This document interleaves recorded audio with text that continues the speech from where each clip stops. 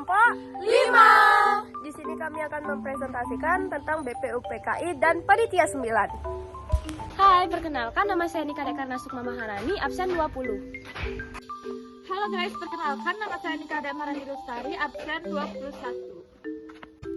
Halo guys, perkenalkan nama saya Niketut Yuni Wanita, nomor absen 24.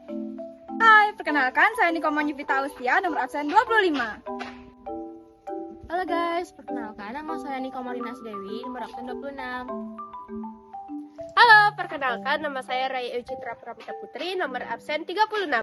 Badan Penyelidik Usaha-Usaha Kementerian Indonesia, yaitu Dekurisu Junbi Chou Sakai, yang dibentuk oleh pemerintah Jepang pada 29 April 1945. Tugasnya adalah untuk mendukung proses kemerdekaan negara Indonesia. Tujuannya BPKI adalah untuk menyelidiki hal yang berhubungan dengan pembentukan negara Indonesia. Latar belakang pembentukan DKI dimuat oleh maklumat Gunseikan yang nomor 23 sampai 29 Mei 1945. Penyebab pembentukan DKI adalah karena kekurangannya pendudukan sekutu.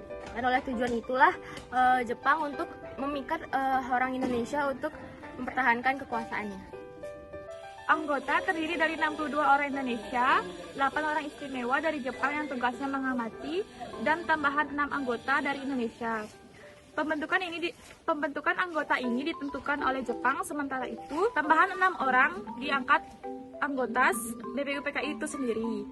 Sidang pertama BPUPKI dilaksanakan pada tanggal 29 Mei sampai 1 Juni 1945. Sidang pertama BPUPKI dilakukan di gedung Chuo Sangiin di Jalan Pejambon 6 Jakarta, yang sekarang itu adalah gedung Pancasila.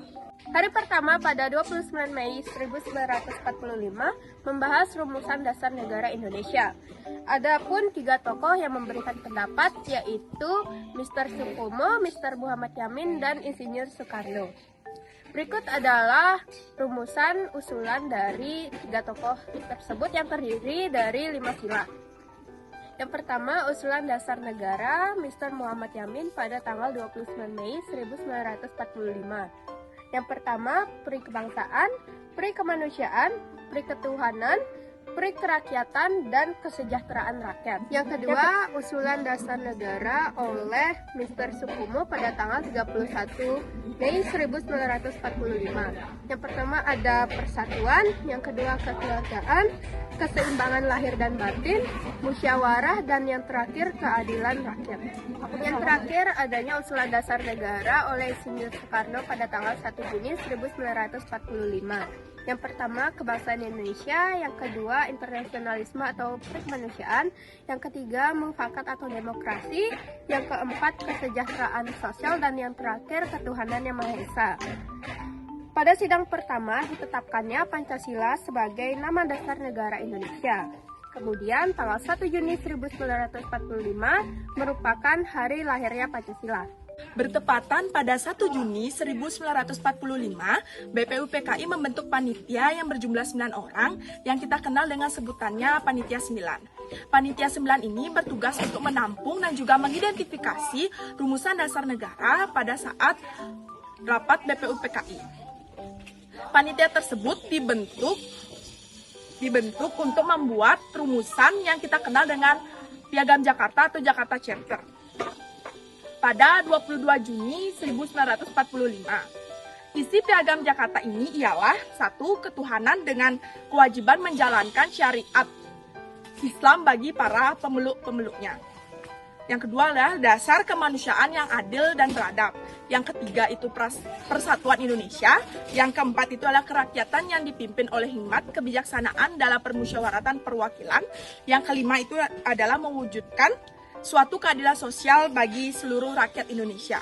Kemudian, isi Piagam Jakarta yang pertama itu dirubah menjadi ketuhanan yang Maha Esa dikarenakan perbedaan pendapat dan juga untuk menjaga kesatuan dan persatuan bangsa Indonesia.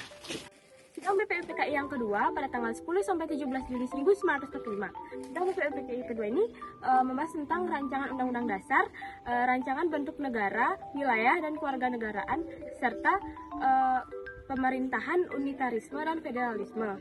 Sidang kedua BPUPKI ini juga membentuk panitia kecil sebanyak 8 orang pada tanggal 11 Juli 1945 yang terdiri dari Insinyur Soekarno, Muhammad Hatta, Sutarjo Harto Hadikusumo, Wahid Hashim Ki Hajar Hadikusumo, Oto Iskandar Dinata, Muhammad Yamin, dan A.A. Miramis.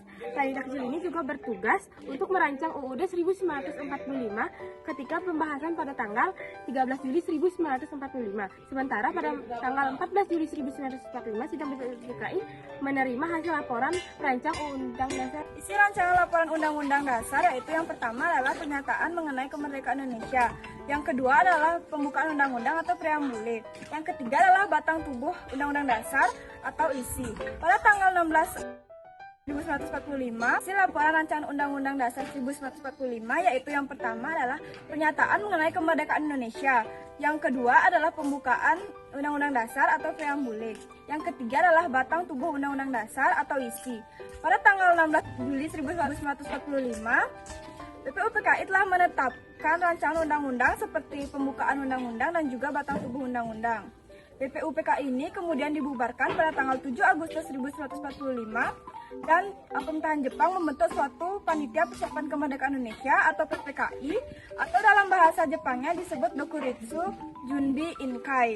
Pembubaran BPUPKI ini dikarenakan BPUPKI telah melaksanakan tugasnya dengan baik.